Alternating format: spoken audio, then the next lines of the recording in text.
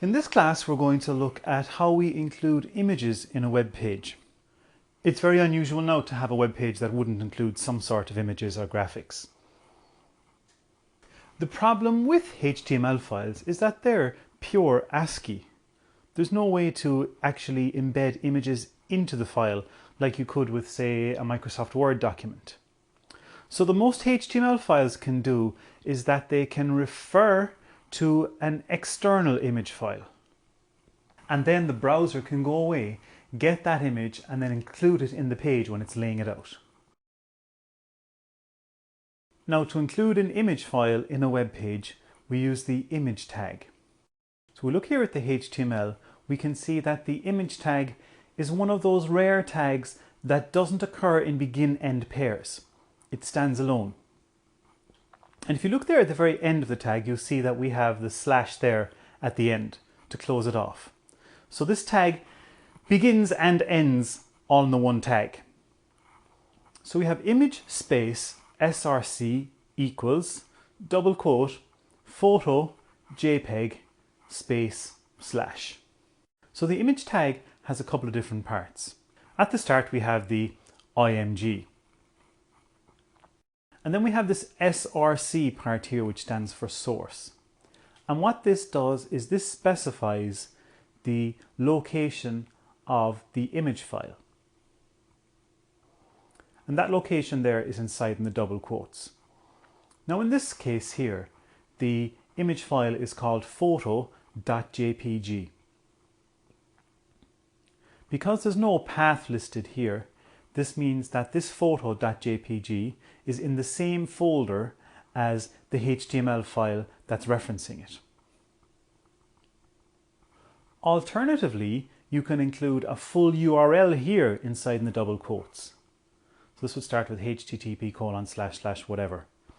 So you could have an image appearing on one web page that's actually stored on a different site entirely. So although you can use a full URL, it's much more common to just use the file name and to store the image in the same folder as the page that's looking for it. Now, if you look at this HTML here, we've added something to the image tag. We have this alt attribute. We have alt equals bwpic of colon, again in double quotes. Now the alt tag is very important and it has a number of uses. The first thing it's useful for is that it describes what the image is. That can be a handy way of keeping track of what's what when you're authoring your HTML file. But it's much more important than that. By providing a text description of what the image is, it allows your page to be viewed, for example, with the images turned off. Someone with a really slow internet connection might want to do that. Also, a person who doesn't see very well might use a computer program to actually read out the contents of the page. And so having a text description of the image would be very useful. It's also useful for computers scanning the page who might be looking for a particular image. Suppose someone has a slow internet connection and it takes a while for the image to download.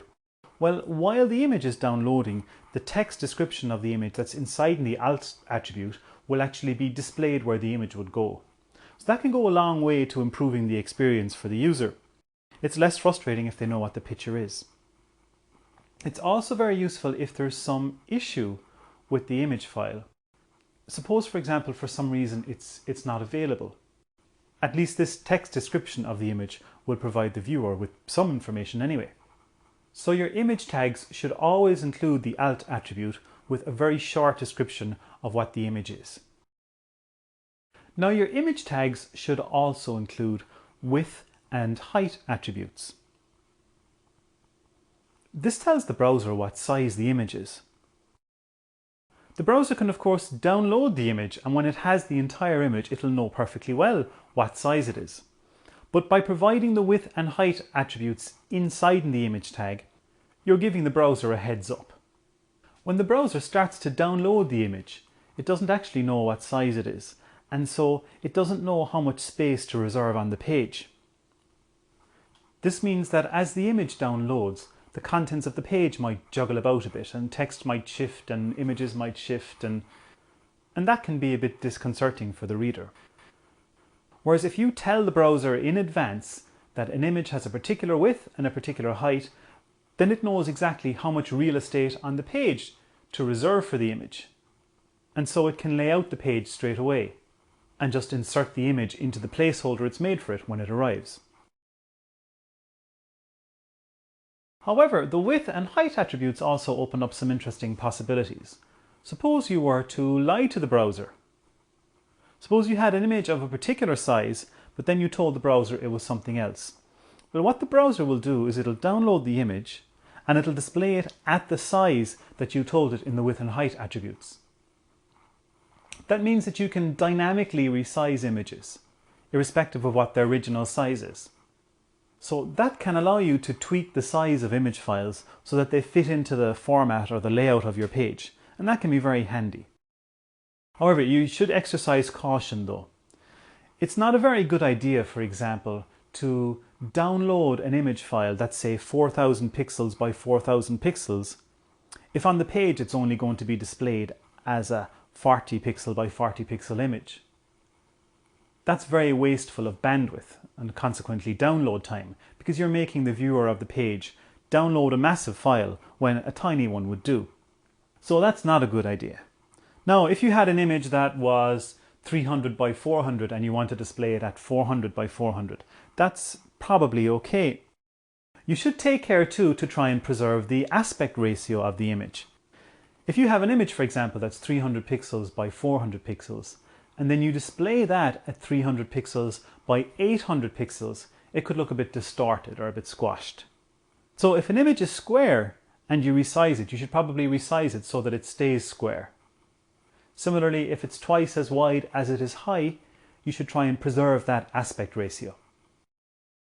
Downloading a small image and then displaying it very large might seem like a very clever way of using bandwidth and so minimizing download time. If you take a small image and display it very large in the browser, the quality can be affected. It could look a bit blurry or a bit blocky and stuff. So that's generally not a very good idea either. So you should try to display the image in its original size or very close to its original size and try to preserve its aspect ratio as well. So you can nudge it a little bit either way if you need to make it fit your page for some reason. But as a general rule, if you want an image that's 300 pixels by 400 pixels, then you should make it that way. So that's three things you need to remember when using the image tag. We should always provide the width and the height. We should always supply the alt attribute with a brief description, and we should resize sensibly. Now, the image file we used in the image tag there was photo.jpg. There are a number of different image formats you could use, and the three most common ones are GIF, JPEG, and PNG. GIF has been around for a long time. JPEG is more recent, but is very well established and it's considered standard. And PNG is fairly new, and it's a bit soon yet really to consider PNG a standard image format that's safe to use. GIF stands for Graphics Interchange Format, and that's a format that's been around for a long time. It actually predates the web by a long time and was used for many years for emailing pictures, for example. Probably more correct to pronounce it GIF rather than GIF. But GIF reminds me of a now defunct brand of kitchen cleaner, so I prefer GIF. And there's a bit of debate on the internet really about whether it should be called GIF or GIF. And really, I suppose GIF is more correct, but I always use GIF. And I think most people in Ireland would probably use GIF rather than GIF. A GIF can contain at most 256 different colours. Now that's not a big deal for any graphics and buttons and logos and things that you might have on your web page, but it can actually be problematic for photographs. Now we'll look at image formats in more detail later on in the course. But for now, as a rule of thumb, GIF should really just be used for graphics where you've, say, lots of plain colour. A logo, for example, would probably look best with GIF.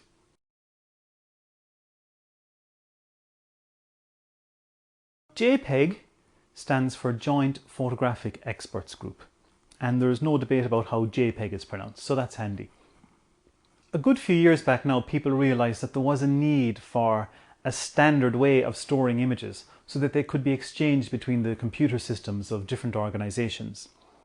And so the International Standards Organization set about the task of coming up with this standard using the best techniques that were available at the time. A JPEG image can have millions of colours, and that makes it ideal for photographs. So if you have a photograph of your holidays or a picture for your CV, JPEG is ideal for storing photographs. GIF can also be used for photographs, but you probably find that JPEG offers better value in terms of quality versus size.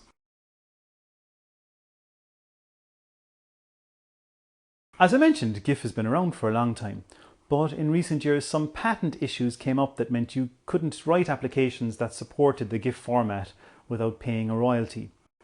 So that, and the fact that GIF only supported 256 colours, caused the open source movement to come up with a graphics format of its own.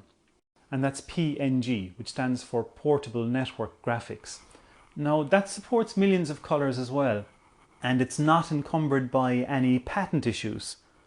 Now the quality of PNG images is very good, but the file sizes tend to be very large compared with comparable JPEGs, and so it's not really a very good format for downloading images across the internet. Even if bandwidth and download speeds weren't an issue for you, it's still too early really to consider it a widely used standard. So not all browsers would support PNG, particularly the older ones. So really you shouldn't be using PNG files in your web pages. Certainly not yet anyway.